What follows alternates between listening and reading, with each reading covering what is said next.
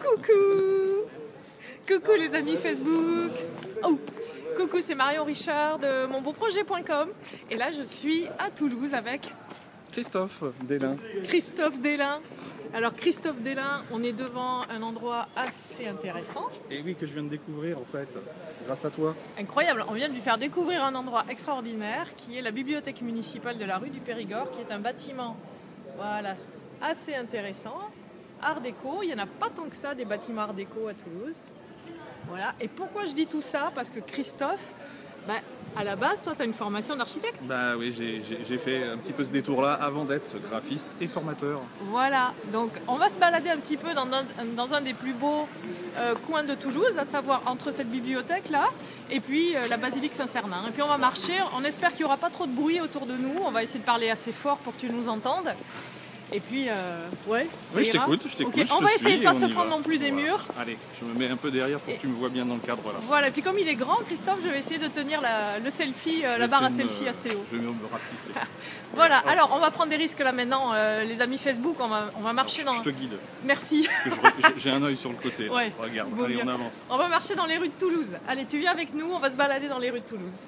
Donc Christophe, donc tu viens de le dire, tu es graphiste. Et formateur. Et formateur. Formateur à même quoi? formateur et graphiste des fois. Alors formateur sur les logiciels pour les graphistes. Voilà, donc ceux qui connaissent InDesign, Photoshop, hop, je disparais 2 secondes. Et je reviens, Illustrator, Acrobat, Photoshop. La suite Adobe. Exactement. Adobe. C'est ça? Exactement. Voilà, alors là on est en train de passer, désolé, hein, c'est toujours pareil. Je reviens dans... Voilà, les beautés de Toulouse, là on est devant la chapelle des Carmélites, alors c'est juste l'entrée, c'est juste pour te donner envie d'y revenir. C'est fermé, c'est un des petits joyaux toulousains. Hein. Désolé hein, pour ceux qui ont juste envie d'écouter Christophe, mais j'en profite pour faire une petite visite. Voilà, quand tu reviendras à Toulouse, cher ami Facebook, n'oublie pas de passer ici, c'est un petit joyau, une petite chapelle baroque sublime. Alors, attention à la marche. On était sur Adobe, donc tu es formateur Adobe. Ouais. Mais là, tu vas intervenir donc, dans la session d'hiver Mon Beau Projet. Plutôt en tant que graphiste. Hein. Voilà, plutôt avec tes qualités de graphiste, avec toute ton expertise. Ça fait combien d'années que tu es graphiste? Vas-y, dis-nous ça fait 25 ans maintenant que je travaille dans ce monde-là. Alors j'étais en région parisienne au départ. Au départ, tu veux dire quand tu étais né, tout ça? Aussi quand j'étais né, quand j'étais petit, un papa imprimeur. Ça a dû forcément m'influencer malgré moi. Et puis donc j'ai fait, comme tu l'as dit tout à l'heure, des études d'archi pour finalement rebasculer vers le graphisme. Et j'ai travaillé, hop je suis ici, soit en agence, soit en indépendant. Donc depuis 25 ans, avant de venir il y a une dizaine d'années en région Midi-Pyrénées. Et de décider de faire un petit... diplôme de formateur et de faire aussi de la formation en parallèle de mon activité de graphiste. Ok, et alors, tu es quand même, toi, un des rares formateurs qui est certifié Adobe. Voilà, il y en a quand même quelques-uns d'autres, mais c'est vrai que sur la région ici, je suis certifié sur InDesign et sur Illustrator. Ça c'est 2 logiciels. Non, c'est vrai. Ah. Voilà. Donc, je suis certifié formateur avec un petit diplôme aussi à la clé. Voilà. Bon, alors on aura tout ça mardi prochain, le 7 février, pour l'atelier Mon Beau Logo. Alors moi j'aimerais bien juste, avant qu'on avance un petit peu plus, donner des conseils aux internautes, partager des trucs et astuces pour travailler son identité visuelle, parce qu'on a bien compris que quand on dit Mon Beau Logo, il ne s'agit pas juste que du logo. Que d'un logo, ça suffit pas. Ça suffit pas. C'est bien d'avoir une jolie image, mais c'est pas que ça, une identité visuelle. Voilà, alors on va développer un petit peu, mais moi j'aimerais bien qu'on revienne rapidement sur ton parcours personnel. Alors là on est rue du Thor, je le dis pour les gens qui voudraient savoir où on est. Côté de la Cinémathèque. Voilà, on est tout près de la belle Cinémathèque de Toulouse. Alors, moi il y a un événement dans ton parcours qui m'intéresse beaucoup, c'est que tu as vécu l'arrivée des Mac dans les... Moi j'ai travaillé quand j'étais étudiant et tout dans des imprimeries parce que encore une fois mon père étant là-dedans, j'ai mis les mains dans le cambouis. Le vrai là pour du cambouis, le coup. mais voilà avec dans les encres. Dans les encres, dans le papier, dans ce qu'on appelait les plaques, j'ai massicoté, enfin voilà, j'ai connu le métier du côté des imprimeurs. Mais après, je suis passé du côté du monde des graphistes, donc de l'autre côté, effectivement, c'était l'arrivée du Mac. En tout cas, le Mac était un petit peu plus ancien, mais dans les agences, c'était sa véritable arrivée et ça a pris la place de ce qu'on appelait le traditionnel. C'était quelle année là à peu près? On est quand Alors, moi j'ai commencé au début des années 90. Voilà. Donc tu vois, Ouais. ami Facebook, ça te... Oui mais ça me rajeunit pas Marie. Ah, ça nous rajeunit pas, c'est sûr. Moi aussi, je me rappelle avoir travaillé sous un petit Mac en 1991. Ah ouais, on va pas parler de ça parce que là on avait le temps d'aller prendre un café chaque fois qu'on faisait quelque chose tellement c'était rapide. Ok, alors, c'était juste une petite anecdote moi qui m'amusait parce que ça veut dire aussi que le vocabulaire qu'on a souvent sous Photoshop par exemple, c'est souvent un vocabulaire, enfin, c'est un vocabulaire d'imprimeur. Oui, ou de... Voilà, exactement, hein, des gens qui travaillaient à une époque aussi dans la photocomposition, tout ce qui était texte, etc. Effectivement, tous les mots dérivent de ce métier-là qui n'existe pas que depuis l'arrivée de l'informatique. Je rappelle qu'en Europe, on a eu un gars qui s'appelait, je crois, Gutenberg, Ah oui. qui nous a vaguement inventé un système pour imprimer de manière plus pratique. Et donc en fait ce métier-là, il est très vieux. Hein. Alors, je ne connais plus les dates parce que je ne suis pas doué en histoire, mais ça fait quelques siècles quand même. Hein. 15e, 16e, 16e. Ouais, quelque chose comme ça. Ouais. Me demande pas, là je suis mauvais là-dedans. On vérifiera. Voilà. Ok, donc cette expérience-là Attends, on va tourner un petit peu parce que là, on est devant Saint-Cernin. Là c'est la super sera mieux merveille. pour ça. Voilà. Tac. Là, on est devant la cathédrale. Devant la basilique, pardon, pas la cathédrale. Alors, on va continuer sur notre projet d'atelier pour... Ouais. Là, on a combien pour mardi prochain, le 7 février. Et oui, c'est mardi Alors, prochain. tu disais à propos... Alors il y a le logo dont le tu logo. parlais, puisque tu l'as intitulé comme ça, mon beau logo, donc ça c'est bien d'avoir un logo, mais c'est pas suffisant pour avoir une certaine reconnaissance par rapport aux clients, à des prospects, etc. C'est qu'il faut avoir tout un ensemble de données techniques, ce qu'on va appeler l'identité visuelle, qui est d'ailleurs généralement formalisée à travers une charte graphique, où là je vais avoir un logo, des autres informations qui vont me servir à communiquer avec les autres d'une manière cohérente. Alors, c'est quoi une charte graphique concrètement?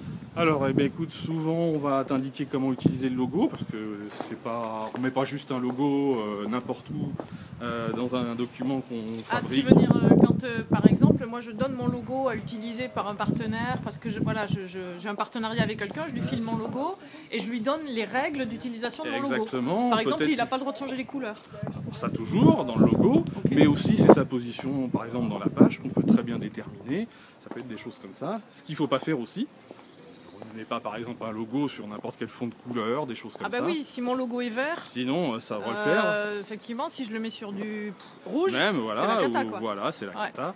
Donc il y a tout un ensemble de règles à respecter pour garantir une cohérence de lisibilité et une reconnaissance facile de la part des gens qui me recherchent ou qui me côtoient professionnellement. On m'identifie tout de suite. Ça peut être aussi les polices de caractère. Voilà, c'est ça, c'est la typo aussi. Essentiel. On ne met pas tout et n'importe quoi. Ah, vas-y, dis-le. Ah non, sinon je m'énerve. Vas-y. On ne met pas 36 000 polices pour se faire plaisir. On ne change pas de police tous les 4 matins. Combien de polices maxi on a le droit d'utiliser? Après, ça dépend, mais c'est 2, 3, ça dépend du document. Okay. En tout cas, des polices de la charte qu'on va avoir. Voilà. Alors, après, on définit déjà des polices, quoi. Déjà, ça, c'est la première chose. Oui, ça, quelqu'un va les déterminer. On a aussi quelqu'un, système... c'est-à-dire le porteur de projet souvent, en général, avec ou son le graphiste. Voilà, avec le graphiste. Sinon aussi, les couleurs. On a des couleurs institutionnelles. C'est-à-dire que pour me faire reconnaître encore une fois, j'utilise un ensemble de couleurs prédéterminées. D'accord, qui sont propres à mon projet. Qui sont propres au projet. Mon entreprise, Après, il peut y avoir dans un document, en fonction de ce qu'on va vouloir présenter, des variantes, mais on a des couleurs dites institutionnelles qu'il va falloir respecter. Ok, attends, il y a Frédéric qui nous dit le logo et l'identité d'une société. Oui, mais pas que. Ok, mais pas que. Ok. Alors après, il y a aussi la déclinaison de notre charte, de nos couleurs en fait, au sens large, nos couleurs, un peu comme les couleurs d'un club, quoi, d'un club de sport. Comment ça va se décliner à la fois sur le web, sur les réseaux sociaux et aussi sur les documents papier? Eh bien sûr, il faut envisager qu'on communique aujourd'hui via le papier, puisque le papier n'est pas mort, quoi qu'en disent certains. Il a moins de présence qu'à une époque, je suis d'accord, mais on a toujours du papier. On a bien évidemment souvent un site internet et éventuellement aujourd'hui peut-être qu'on communique via des réseaux sociaux, il me semble. Donc l'idée c'est d'avoir... C'est ce qu'on fait d'ailleurs en ce moment. Ouais, c'est ce qu'on fait, c'est vraiment sympa. Il me semblait bien. Et en fait, la recherche, donc, c'est d'avoir une cohérence visuelle. Et bien sûr, pour être reconnu immédiatement. Ouais. Toujours ça le but, quoi. Si je prends des grands exemples, si je vous montre un logo avec un V et un W et un rond qui entoure le V et le W, c'est Volkswagen. Voilà, et ben on le reconnaît tout de suite. D'accord, c'est bleu, c'est Volkswagen. Vous connaissez le logo, le losange de Renault, hein, je suis toujours dans la voiture. Ben, on reconnaît tout de suite que c'est ça. On ne peut pas se dire, mais qui est cette entreprise? Il va falloir faire la même chose à notre échelle plus restreinte, bien évidemment. On n'est pas Renault si on est un porteur de projet, mais il va falloir avoir cette même identité pour pouvoir mieux communiquer et être reconnu. Moi, j'ai une question toute bête. Hein. Moi, je suis une petite porteuse de projet, je ne suis pas Madame Renault, et est-ce que je peux me fabriquer mon logo toute seule? Oui, mais bon. C'est peut-être mieux de faire appel à un prestataire externe. Pourquoi? Parce qu'un logo, c'est pas juste un coup de cœur. C'est quoi les règles? C'est pas juste un coup de cœur d'un dessin. Ouais. Le logo doit représenter ce que mon activité, ce que je veux y mettre dedans. Est-ce que je dois pouvoir le réduire beaucoup? Est-ce que je dois pouvoir l'agrandir beaucoup? Exactement. Il y a les versions papier, il y a les versions à cause des couleurs qui peuvent être un peu différentes sur l'écran, donc des couleurs RVB. Alors qu'est-ce que c'est RVB? Rouge, vert, bleu. C'est les couleurs pour l'écran. Le CMJN, vous connaissez tous parce que vous avez une imprimante. Mais si tu as une imprimante chez toi à la maison jet d'encre, donc tu achètes des cartouches de cyan, magenta, jaune et noir. Vas-y, redis-nous tout. Cyan, magenta, jaune et noir. D'accord. Et c'est ce qui va faire des différences des fois de couleurs, parce qu'il n'y a pas une correspondance exacte. D'accord. Donc il va falloir calibrer tout ça. Effectivement, quand je réduis mon logo, comment il va se présenter? Parce qu'il faut qu'il reste toujours lisible. Juste pour revenir sur CMJN et RVB, c'est-à-dire que ça suppose que notre graphiste, le professionnel avec qui on travaille sur notre logo, doit nous livrer 2 versions de notre logo. Moi, c'est ce que je fais. Toi, c'est ce que tu fais? D'accord. Voilà. C'est ce que tu as fait pour mon beau projet. Voilà, par exemple, et pour d'autres aussi. Une version CMJN, donc que je vais plutôt transmettre à un imprimeur. Tout à fait. Tous mes documents qui vont être imprimés. Voilà. Et une version RVB qui va être peut-être plus légère. Enfin, c'est quoi la différence C'est surtout au niveau des couleurs, parce qu'après le logo il est le même, d'accord. Mais je vais avoir encore une fois, une cohérence dans mes. Et le RVB, je vais plutôt le donner à mes partenaires sur le web, ou bien moi pour mes réseaux sociaux, pour communiquer sur mes réseaux sociaux. Exactement. Ok, donc ça c'est important à savoir qu'il y a ce genre de choses qu'on peut pas peut-être fabriquer nous-mêmes avec nos petites mains, avec notre petit. Voilà. En tout cas, il faut envisager qu'il peut y avoir des différences. Voilà, il y a des différences au niveau de la couleur suivant les médias qu'on va utiliser. Donc, alors, Frédéric, il dit le logo confère un graphiste. Ouais, alors, tu vois, je pense que c'est mieux parce qu'encore une fois, le logo, c'est pas juste un dessin qu'on fait sur le coin d'une table, ça doit transmettre certaines idées par rapport à ton projet. Les valeurs du projet les valeurs et aussi le secteur dans lequel tu es. Tu communiques peut-être pas de la même manière si tu es médecin. Alors, médecins, ils n'ont pas trop le droit de faire ce genre de choses. Dans le médical, on va peut-être pas mettre les mêmes informations que dans un secteur différent. Si je fais partie du théâtre ou de la mécanique. Ouais. Voilà. Okay. Voilà. Il y a une idée à transmettre derrière. C'est pas juste un dessin. Ce dessin doit transmettre certaines informations. Alors, Claudine, très bonne interview de la part d'un graphiste. Ah, c'est sympa, cool. Merci Claudine. Je n'ai pas vu le temps, j'ai pas eu le temps de voir. Exactement, transmission d'un message, super. Alors moi j'avais quand même une question parce transmission d'un message, tu vois, c'est écrit par j'arrive pas à voir, Frédéric. Et bien c'est très important parce que c'est pas juste un dessin. C'est pas un dessin pour se faire plaisir. Ouais, c'est un message. Et c'est un message. Alors, moi j'avais annoncé, non je crois pas que je l'avais annoncé, mais en tout cas dans mon entourage j'avais demandé si vous avez des questions, etc. à poser à Christophe.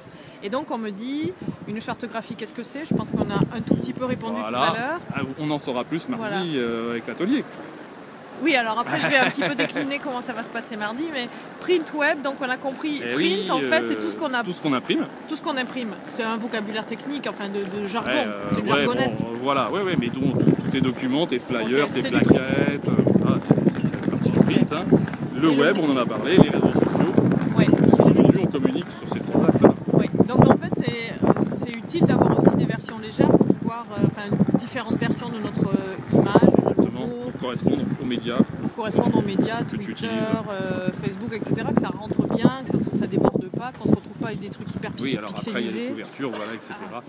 Pas évident ça. Voilà, Alors moi je voudrais juste passer un truc à nos amis Facebook, c'est que j'utilise un petit outil gratuit, très pratique, accessible à des nuls comme moi en graphisme, qui s'appelle canva.com. Oui. Ouais, canva.com, canva.com. Je vous mettrai le lien dans la description de la vidéo, les amis Facebook.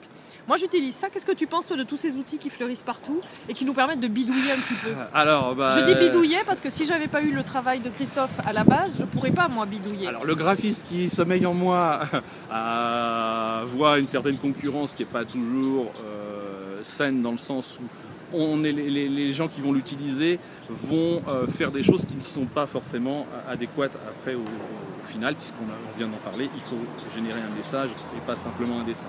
Ouais, maintenant, c'est des outils qui existent, on va les utiliser. On est en 2017, ça existe, il ne faut pas le nier. C'est-à-dire moi par exemple l'image, mon beau logo, tu vois, avec ce beau paysage irlandais. Là-bas. Voilà, alors j'ai téléchargé une photo libre de droit et puis après j'ai modifié sous Canva, j'ai rajouté le logo que tu avais créé et que tu m'avais bien formaté, etc. Et puis j'ai rajouté dessus le titre de l'atelier simplement. Très bien. Ça me permet de faire ça. Exactement. Ça m'a évité de te déranger alors que tu es très occupé par tes formations. En plus, en ce moment. Ça m'a arrêté de te déranger pour me faire Exactement. Ça. Non, mais c'est pratique parce que c'est vrai que tu vas pas te déranger non plus un graphiste pour un visuel que tu vas mettre à un endroit. Ouais. Voilà, ça c'est évident que ça te donne une certaine liberté. Il y a d'autres. Etsy, c'est la même chose? Non, je confonds. Écoute, voilà, là, ça ne me dit rien. Non, je confonds complètement. Non, il y en a d'autres. Il y en a d'autres, ouais. J'en avais trouvé d'autres. Je vous mettrai les liens si ça me revient. Ou vous-même, amis Facebook, si vous avez. Je vous appelle tous amis Facebook, excusez-moi. Chers auditeurs, si tu as des liens comme ça à nous transmettre dans les coms, t'y vas. Donc, qu'est-ce qu'il nous dit, Frédéric? Bonne interview de la part d'un ex-directeur d'agence de com. Waouh. Écoute, merci. Super. Welcome sur le Facebook Live. Surtout, n'hésite pas à faire des commentaires techniques. Vas-y, on est là pour ça. Alors, écoute, moi, au niveau des questions, on était là, mais... écoute, je pense qu'on a déjà fait un petit tour. Ouais, il y avait quand même parlé... Attends, il y avait une super question. Ah oui, mon envie de transmettre. Christophe voilà, Delain, parce que je suis aussi formateur.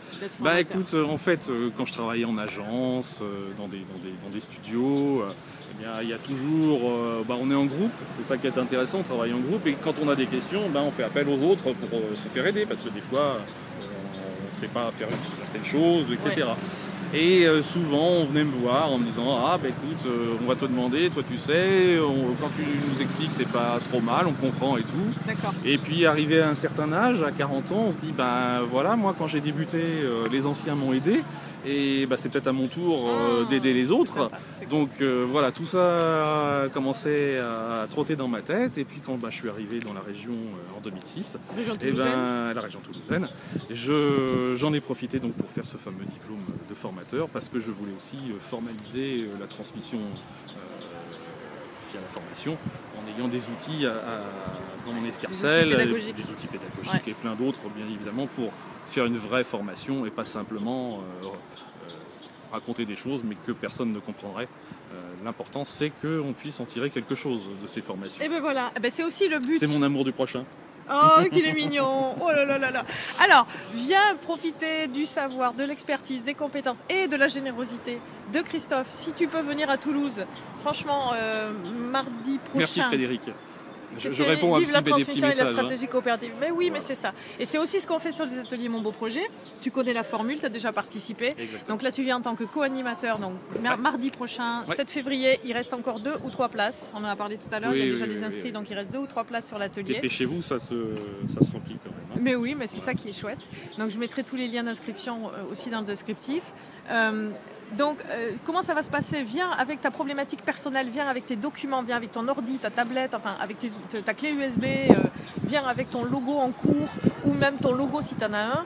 Et si tu ne sais pas comment l'intégrer à ta charte graphique ou si tu ne sais pas comment te créer une identité visuelle plus complexe, comment est-ce qu'on peut dire, plus sophistiqué ou si tu as des problèmes de cohérence, si tu as des questions sur je sais pas, le choix de tes typos, je sais pas quelle est ta question, ou même si tu sais pas donner un brief à ton graphiste par exemple, tu sais pas comment dire à ton graphiste ce dont tu as besoin, Tu as besoin que peut-être... Des fois, il faut pouvoir parler aux autres qui avoir n'ont pas un le même traducteur. langage. Voilà, il faut un dictionnaire Alors, viens. gens normaux graphistes. C'est ça. Pas Alors, normaux, hein, les graphistes. Hein. inscris-toi et viens. Le principe des ateliers avec les co-animateurs, c'est que tu as un livrable à la fin. C'est-à-dire, on va bidouiller dans tes outils. C'est-à-dire que Christophe, il va prendre le temps de prendre ton fichier et s'il y a des modifs à faire, il te le fait en direct.